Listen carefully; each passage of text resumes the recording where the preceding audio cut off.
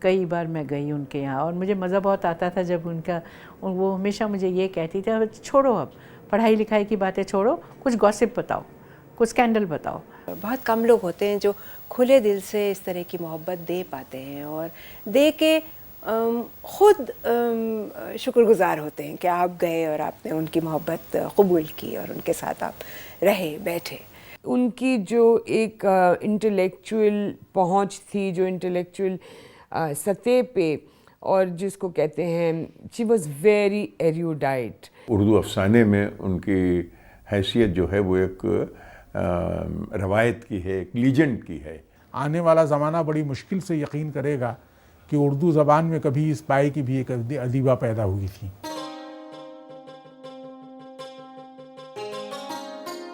I cannot be called a popular writer. I am a serious kind of writer. قرۃ العین حیدر کا شمار نابغہ روزگار شخصیتوں میں ہوتا ہے. ان کا تعلق اتر پردیش کے ایک معزز اور اعلیٰ تعلیم یافتہ گھرانے سے تھا. وہ علی گڑھ میں پیدا ہوئیں. ان کے والد سجاد حیدر یلدرم خود بھی ایک بڑے افسانہ نگار تھے اور ادبی حلقوں میں ان کا نام بھی بہت معروف تھا. ان کی والدہ بھی ادبی ذوق و شوق رکھتی تھیں. انہوں نے عینی کی پرورش و پرداخت میں کوئی کمی نہیں ہونے دی. قرۃ العین حیدر حصول تعلیم کے لیے پہلے بنارس پہنچیں، جہاں سے انہوں نے میٹرک کا امتحان پاس کیا. پھر IIT کالج لکھنؤ سے انٹر کے امتحان میں کامیابی حاصل کی. اس کے بعد وہ دہلی آ گئیں اور اندر پرست کالج میں BA میں داخلہ لیا. یہاں سے انہوں نے لکھنؤ یونیورسٹی کا رخ کیا، جہاں MA کی سند حاصل کی.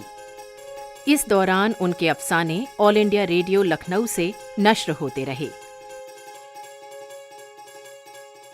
کوئی رائٹر اپنے بچپن کو نہیں بھولتا ہے، وہ اس سے آگے نکل جاتا ہے لیکن وہ واپس آتا جاتا ہے اس کی طرف. کہیں نہ کہیں سے کوئی چیز ڈھونڈ کے نکال لیتا ہے، اس میں سے اس کو شامل کر لیتا ہے اپنے حال میں. تو وہ ایسا ہے کہ اس کو ہم پیچھے بھول نہیں سکتے.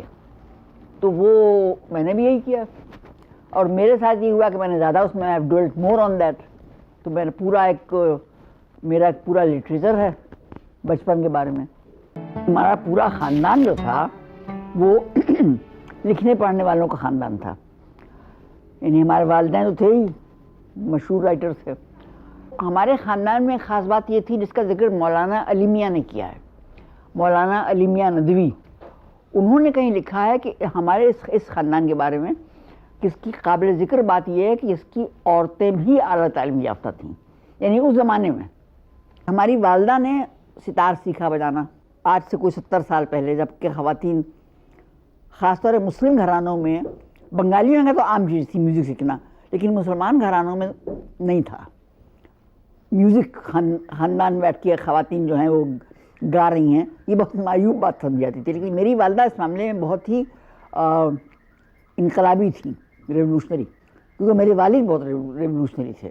تو پردے وردے کا معنی ہے کوئی جیسے بنگال میں ٹیگور خاندان تھا، اس طریقے سے مہاراشٹرا میں ان کا کاروے کا خاندان تھا. اس طرح ہم لوگوں کا خاندان اسی طرح کے خاندانوں میں سے تھا جنہوں نے کہ نارتھ انڈیا میں کافی پیش قدمی کی. مگر اس کے ساتھ ایک بات اور تھی کہ حد سے زیادہ آزادی نہیں، ایک وایا میڈیا، یعنی بہت زیادہ آزادی بھی نہیں اور بہت زیادہ بیکورڈ بھی نہیں. ایک بیچ کا راستہ اختیار کیجئے اور اس میں آپ ترقی کیجئے. یہ ہمارے یہاں کا اصول تھا. میں نے اپنے پڑھائی لکھنے کو اپنے اوپر لادا نہیں ہے اور نہ مجھے میں بڑا اپنے آپ کو سمجھتی ہوں کہ میں کوئی بڑی توپ رائٹر ہر وقت رم جنگ بیٹھی ہوئی ہوں. مجھے اس کا کوئی احساس نہیں. ہم ادیب لوگ یوں کرتے ہیں، ہم ادیب، یہ میں نے آئی تھنک اٹس ویری سلی. میں اس کو کوئی اہمیت نہیں دیتی ہوں. جب مجھے لکھنا ہوتا میں لکھ لیتی ہوں، جب نہیں لکھنا ہوتا نہیں لکھتی. کوئی گھر آ جائے تو ٹھیک ہے، اس سے باتیں کر لیں گے بیٹھ کے، اس کے بعد پھر لکھ لیں گے. نہیں نہیں نہیں مت آنا میرے پاس، میں اس وقت موڈ میں ہوں، میں لکھ رہی ہوں. یہ سب فراڈ، بیوقوفی کی باتیں، فونی. قرۃ العین حیدر میں ہماری عینی خالہ، ان سے بہت قریبی رشتہ تھا اور میں سمجھتی ہوں کہ میرے لکھنے کو کم سے کم انہوں نے بہت متاثر کیا. اس کی وجہ یہ تھی کہ وہ میرے خیال سے واحد ایک ایسی مسلمان لیکھکا ہیں جنہوں نے اپنا تصور ایک ہندوستانی کے ناطے کیا. یہی چیز ان کی نظر آتی ہے آگ کے دریا میں، جو کہ بہت ہی خوبصورت، بہت ہی مکمل کتاب ہے، اور جو پورا ایک خاکہ، ایک اسکیچ کھینچتی ہے ہندوستانی تہذیب کا. اس تہذیب سے وابستگی جو عینی خالہ کی ہے، وہ میرے خیال سے ان کی سب سے بڑی دین ہے اردو ادب کو، ہندوستانی ادب کو. یہ جو ان کا رویہ تھا یہ نظر آتا ہے ان کی دوسری کہانیوں میں بھی، اور خاص کر کے نظر آتا ہے جو آخری شب کے ہمسفر ان کی کتاب ہے، جس میں وہ ایک ایک اپنے رشتے کو آنکھتی ہیں، ایک ایک رشتے کو پرکھتی ہیں، ایک ایک رشتے کو الگ الگ اینگل سے، الگ الگ نظریے سے دیکھتی ہیں، اور دیکھنے کے بعد اس کا ایک کہنا چاہیے نچوڑ نکالتی ہیں، جو کہ کسی جگہ پڑھنے والے کو متاثر بھی کرتا ہے، کسی جگہ ہنساتا بھی ہے، کسی جگہ غصہ بھی دلاتا ہے، کبھی ان کے اوپر، کبھی اس کردار کے اوپر جس پر بات ہو رہی ہے، اور کبھی کبھی ایسا بھی لگتا ہے کہ شاید عینی خالہ کچھ چیزیں اپنے دل سے جوڑ کر کے ان کرداروں کے بارے میں لکھ رہی ہیں.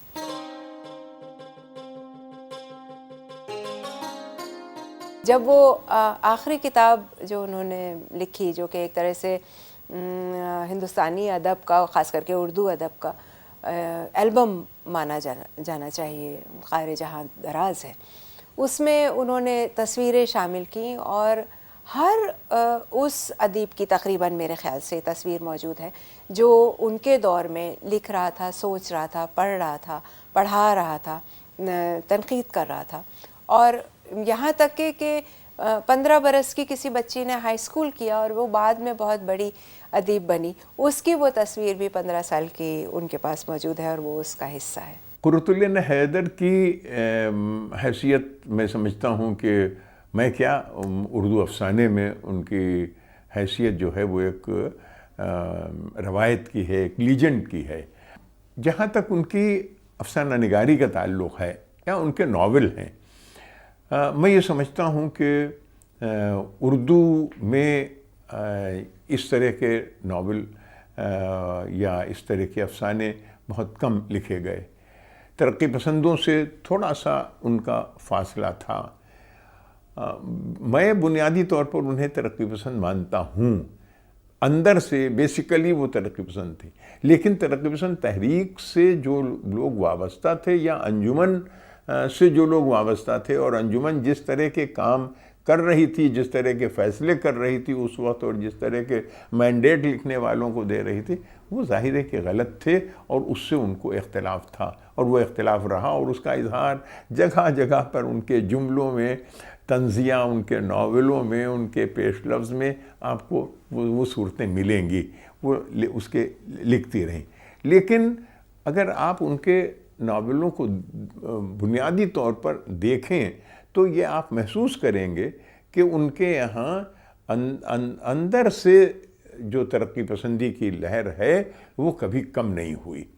انہوں نے جن چیزوں کو لکھا، پہلی بات یہ کہ جو پکچرائزیشن یا جو بیانیہ پر جو قدرت، جو مطلب بیانیہ پر حکم تھا ان کا چلتا تھا، جو قدرت انہیں بیانیہ پر حاصل تھی، وہ شاید ہی کسی کو ہو. جس موضوع کو انہوں نے اٹھایا اپنے ناولوں میں، تحریک آزادی پوری کس طرح سے کہاں کہاں سے اس میں دراریں پڑیں اور کہاں سے کیا ہوا، آخر شب کے ہم سفر، ان کا ناول آپ دیکھ لیجئے، آپ ان کا گردش رنگ چمن ان کا ناول دیکھ لیجئے، جہاں کہیں انہوں نے جس موضوع کو لیا ہے اس کو اتنی خوبصورتی سے بیان کیا ہے کہ میں یہ سمجھتا ہوں کہ ایک بار اگر کوئی اس کو پڑھنا شروع کر دے تو اس کو رکھ نہیں سکتا. یہ کامیابی تھی.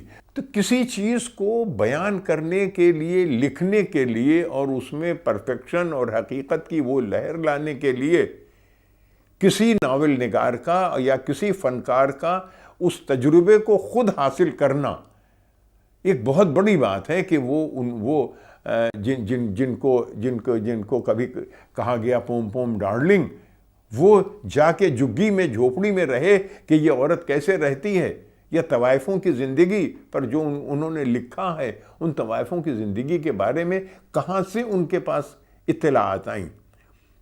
جو تاریخ ہے اور جو اس کا پس منظر ہے اور جس طرح سے وہ اس کو بیان کرتی ہیں، وہ انہوں نے اس ایکسپیرینس کو دیکھا ہے اور اس سے قریب رہی ہیں، تب انہوں نے لکھا ہے. یہ ایک بہت بڑی بات ہے. اینی آپا کی کہانیاں اتنی خوبصورت، جب پتجھڑ کی آواز سب سے پہلے میں نے پڑھی تھی، اور میں ان دنوں میں نیا افسانہ اس پہ لکھ رہی تھی اور کوشش کر رہی تھی یہ سمجھوں کہ ہندی اردو میں ماڈرنزم جب آیا، آدھنکتا آئی، جدیدیت آئی، تو اس کو کیسے کن لوگوں نے سب سے پہلے ریپریزنٹ کیا. تو مجھے لگتا ہے کہ یعنی آپا از ون آف دوز کہ یہ پتجھڑ کی آواز جب دیکھیں تو اس میں ایک عجیب سی ایک کیا کہیں گے اس کو، جیسے ڈیٹیچمنٹ بھی ہے اور اتنی ہی انوالومنٹ بھی ہے جو فیمیل پروٹیگنسٹ کے اندر، اور پارٹیشن کی گونج جو ہے وہ اس میں برس رہی ہے تھرو آؤٹ.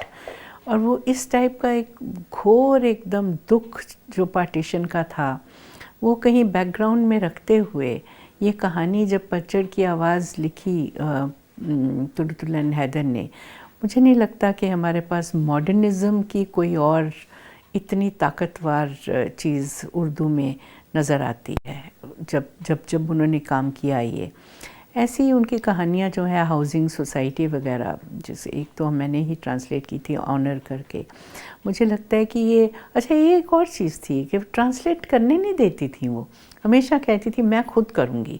اور میں نے بڑے پیار سے ان کو بٹھا کے سمجھایا کہ کیسے یہ کہانی تو مجھے کرنے دیجئے، کیسے بھی کرنے دیجئے، اور الٹیمیٹلی آپ کے نام سے بھی ہم اس کو دے دیں گے. لیکن پہلے تو مان نہیں رہی تھی، لیکن پھر بیٹھ کے جب انہوں نے ایک ایک شبد میرے ساتھ پڑھا اور کنونس ہو گئی کہ ہاں ٹھیک ہو گیا ہے، تو پھر مجھے اجازت مل گئی تھی. تب سے میرا ایسوسیشن ایز این ایڈلٹ ان کے ساتھ رہا. کئی بار میں گئی ان کے یہاں اور مجھے مزہ بہت آتا تھا جب وہ ہمیشہ مجھے یہ کہتی تھی چھوڑو اب پڑھائی لکھائی کی باتیں چھوڑو، کچھ گوسپ بتاؤ، کچھ اسکینڈل بتاؤ. تو ادبی دنیا کے اسکینڈل میں اکٹھے کر رہی ہوں، بتاؤ ذرا کچھ. تو بڑا عجیب لگتا تھا، لیکن وہ دوستانہ ایک سٹائل ان کا اور بہت ہی اچھا لگتا تھا. اور وہ مجھے نہیں لگتا کہ آج کل ہم اتنے آرام سے وہ لیجر اور انٹلیکٹ کا کمبینیشن کسی میں دیکھ سکتے ہیں. آئی تھنک لیکھکاؤں میں سے کم ہی ہیں جو خود ٹرانسلیٹ کرنا چاہیں اور خود پریفر کریں کہ وہ اپنے آپ ہی اپنا ترجمہ کریں. سو اینی آپا واز کوائٹ انیوژول، پر ان کا یہ کہنا تھا کہ میں دونوں بھاشاؤں کو پوری طرح جانتی ہوں اور مجھ سے بہتر کون ہو سکتا ہے، کیونکہ میں لیکھکا ہوں. اور لیکن اس سے زیادہ ضروری بات یہ تھی کہ ان کا یہ کہنا تھا کہ دیکھو جو اردو میں واجب ہے وہ انگریزی میں نہیں ہوگا، اور اس کا فیصلہ صرف آتھر کر سکتا ہے، کوئی اور نہیں کر سکتا، مطلب ٹرانسلیٹر نہیں کر سکتا. سو میں اگر چاہوں میں اس کو انگریزی میں تھوڑا سا بدل بھی سکتی ہوں، لیکن ٹرانسلیٹر کو اس طرح کی اجازت نہیں ہے. دین اینی ٹرانسلیٹر، ان کو پسند بھی نہیں تھا کہ کوئی اور ان کے افسانوں کو ٹرانسلیٹ کریں. سو کئی لوگوں کا یہ کہنا ہے that it's not a good idea for an author to translate her own work. خاص طور سے اینی آپا کو خود سے نہیں کرنا چاہیے تھا. ان کا یہ نہیں تھا کہ یہ بھی رکھنا ہے وہ بھی رکھنا ہے، یہ اردو میں ہے تو انگریزی میں ضرور جائے گا. شی واز روتھلیس، اس کو بھی نکالو اس کو بھی نکالو، یہ بھی ہٹاؤ وہ بھی ہٹاؤ. سو مچ سو کہ جب آگ کا دریا کا انگریزی چھاپا ہم نے، she insisted that becomes the master text, کہ اس میں اگر کسی نے بھی اس کا ترجمہ آئندہ سے کیا تو وہ اس انگریزی فائنل ٹیکسٹ سے کریں. حالانکہ وہ خود ٹرانسلیٹ کر چکی تھیں 40 سال پہلے، لیکن اپنی انگریزی ٹرانسلیشن کو بھی انہوں نے سدھارا. تقسیم ہند کے بعد ان کا خاندان پاکستان ہجرت کر گیا. وہ پاکستان جا کر اطلاعات و نشریات سے وابستہ ہو گئیں، پھر لندن کے لیے روانہ ہوئیں. یہاں وہ BBC سے جڑی رہیں. फिर अचानक ऐसी सूरत हाल पैदा हुई कि वो मुंबई आकर पहले इम्प्रिंट और बाद में इलस्ट्रेटेड वीकली ऑफ इंडिया के इदारती अमले में शरीक हो गईं। एनी आपा ने जो लिखा है वो उन्होंने जो एक उनकी जो एक इंटेलेक्चुअल और इनका जो एक वो जो एक फितरत है और जो मिलती है उनकी आग के दरिया में और जो उनकी दीगर कहानियों में, वो मेरे ख़्याल से एक इस तरह की चीज़ उर्दू अदब में नहीं है और नहीं थी। जो उन्होंने जो एक एपिक जो वो लिखती थी और किस समझ से लिखती थी, और वो हिंदुस्तानी तारीख़ और हमारे यहाँ की गंगा जमनी तहज़ीब मेरी नज़र में एनी आपा से बेहतर ना कोई जानता था, ना कोई समझता था, ना किसी ने वो लिखी है। वो कंसर्न भी बहुत थी इस चीज़ से कि ये सब जैसे अब माहौल में तासुब आता गया, और अब अनफॉर्चुनेट बात है, अफसोस की बात है कि हमारे समाज में हम देखते हैं कि तासुबी अनासिर जो हैं वो बढ़ गए हैं, और वो बहुत डिस्टर्ब करते थे एनी आपा को कि ये क्या है, ये क्या चीज़ है। हमने तो कभी पहले ऐसा नहीं देखा था। अपने वाक़यात सुनाती थी बॉम्बे के जैसे एक कॉस्मोपॉलिटन कल्चर के बारे में उन्होंने लिखा भी है और रही भी हैं, और बहुत तो इन्जॉय भी किया उन्होंने अपना वो बॉम्बे का जो उनका स्टे रहा, उसके बारे में लिखा। तो she could never relate to what was happening now in the country. उनकी वो बहुत ज़्यादा डिस्टर्ब होने लगी थी कि ये माहौल क्यों तंग नज़री की तरफ क्यों जा रहा है, तासुब क्यों बढ़ रहा है, क्या लोग भूल गए हैं कि हमारी तारीख़ क्या है, हमारी तहज़ीब क्या है। ये चीज़ें उनको बहुत कंसर्न करती थी। दूसरी चीज़ ये मैंने देखा कि सालों में जो जितनी मैं एनी आपा को जानती थी, वो भी एक हम्बल शख्सियत थी, आजिज़ी बहुत थी उनमें एक, और वो अपने काम के बारे में डिस्कस करना बिल्कुल नहीं पसंद करती थी। और ये चीज़ जो थी वो लोगों को समझ में नहीं आती थी, क्योंकि वो अक्सर वो उनसे कहते थे, अच्छा वो आपका किरदार, वो ये एनी आपा वो आपका उस तहरीर में वो हीरोइन जो थी, और वो उसके बारे में, मगर वो एकदम से बात पलट देती थी। मालूम नहीं क्यों, लेकिन वो ज़्यादा पसंद नहीं करती थी अपनी नॉवेल्स को डिस्कस करना, जैसे आजकल एक ट्रेंड है। जो हिंदुस्तान जितना ज़बरदस्त मुल्क है, बेहतरीन, उसके लिहाज से उसका जो इमेज है वो इतना ख़राब क्यों है? इतनी लड़ाई झगड़े क्यों होते हैं? इतने मतलब किसी मुल्क में आप देख लीजिए,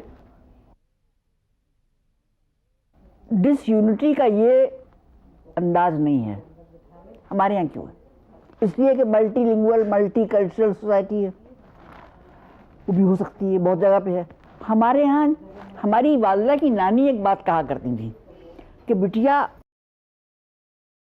इस मुल्क, ये दुनिया का वाहिद मुल्क है जिसमें एक फल पैदा होता है जिसका नाम फूट, खरबूजा और सरदे की तरह की चीज़ होती है। तो अब यह बताइएगा, हमारे यहाँ फूट तो उगता है ज़मीन से। वहाँ लड़ाई झगड़े, उस पर मजमून लिखे जा रहे हैं, पार्टियाँ बन रही हैं, मुल्क तकसीम हो गया, हंगामे हो गए। हर तरफ देखिए तो लोगों में एक प्रेजुडिसेस का एक अंबार है, दीवारें खड़ी हो गई हैं, हर एक को एक दूसरे से प्रेजुडिस है। ज़रा सा खुरचिए तो अंदर से निकलेगा कि कुछ ना कुछ बदगुमानी हर एक को है, हर एक से, चाहे वो एक फ़िरक़े के लोग हों, चाहे वो दो फ़िरक़ों के लोग हों, चाहे वो एक सेक्ट के लोग हों, चाहे मुख्तलिफ सूबे के हों। उत्तर प्रदेश का है तो वो पंजाब का है, तो वो आसाम का है, उसमें झगड़े हैं। इतने झगड़े कहीं नहीं होते। हाँ, तो ये मेरे सामने यही सवाल था कि ऐसा क्यों हुआ, तकसीम क्यों हुई? कितने लोगों के घर तबाह हुए होंगे, कितने ख़ानदान मिटे होंगे, कितने, जब यूरोप के नक्शे बदले हर वॉर के बाद, जब एशिया के नक्शे बदले हर वॉर के बाद, तो जो नक्शे बदलते हैं पॉलिटिक्स, जब पॉलिटिशियंस दुनिया के फैसले करते हैं तो उनको इंडिविजुअल्स का या ख़ानदानों का उन्हें कोई एहसास नहीं होता, उन्हें परवाह नहीं होती, वो जानते ही नहीं कि इंसान पे क्या गुजरेगी। तो ये हम लोग जो हैं ना, हम आप जो हैं, कहीं भी हों, किसी भी मुल्क में हों, हम लोग पॉन्स हैं, वर्ल्ड के जो दुनिया के जो सियासतदान हैं उनके हाथों में हम लोग मोहरे हैं। एनी की सरदार जाफरी, फैज अहमद फैज और जाकिर हुसैन जैसी कई मुक़्तदिर शख्सियतों से राहो रस्म भी रही। वो अपनी गुफ्तगू में अक्सर व बेशतर उनका जिक्र करती रहतीं। क़ुर्रतुल ऐन हैदर की एक खुसूसियत ये भी थी कि जब उन्हें कोई ख़त लिखता तो उसका जवाब ज़रूर देतीं। अपने रिश्तेदारों, दोस्तों और मद्दाहों के खुतूत पढ़कर बहुत खुश होतीं और उन्हें जवाब से नवाजना अपनी जिम्मेदारी समझती थीं। वो जो भी ख़त लिखती थीं उससे उनका खुलूस झलकता था। उन्होंने कुछ बड़ी अदबी शख्सियतों को तल्ख़ खुतूत लिखे तो इस पर हंगामा भी हुआ। क़ुर्रतुल ऐन हैदर को मुतअद्दिद अहम इनामात व एज़ाज़ात से नवाजा जा चुका है, जिनमें साहित्य academy award, Soviet land Nehru award, Ghalib award और ज्ञानपीठ के अलावा इक़बाल सम्मान काबिल ज़िक्र हैं। वो साहित्य अकेडमी की फेलो भी रहीं। उन्हें पद्मश्री और पद्म भूषण से भी नवाजा गया।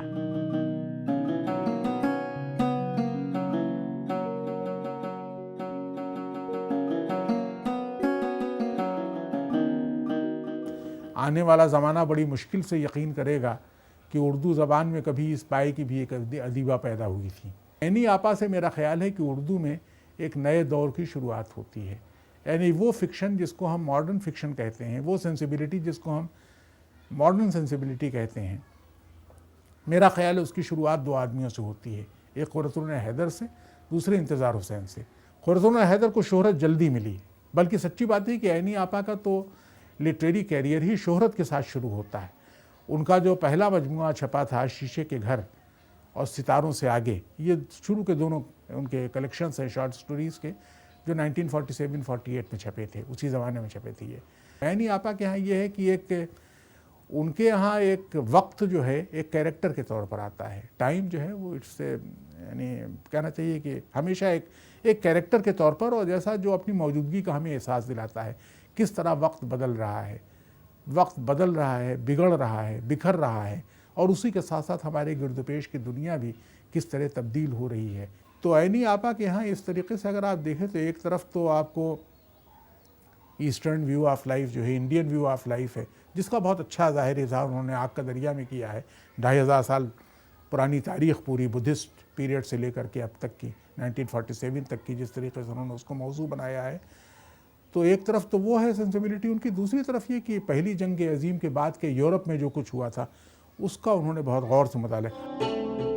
उनके अफसानों के मजमूए सितारों से आगे, शीशे का घर, पतझड़ की आवाज़ और रोशनी की रफ्तार खूब मशहूर हुए।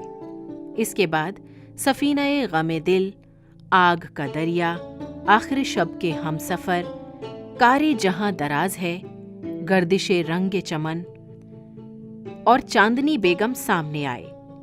उनकी 6 नॉवेलेट भी शाया हो चुकी हैं। मकदूर हो तो खाक से पूछूं कि ए लईम, तूने वो गंज हाय गिरा माया क्या किए। उर्दू फिक्शन की अजीम तरीन शख्सियत क़ुर्रतुल ऐन हैदर ने 21 अगस्त 2007 को दाइए अजल को लब्बैक कहा, लेकिन उनके इल्म के समंदर से आने वाली नस्लें हमेशा फैज़याब होती रहेंगी।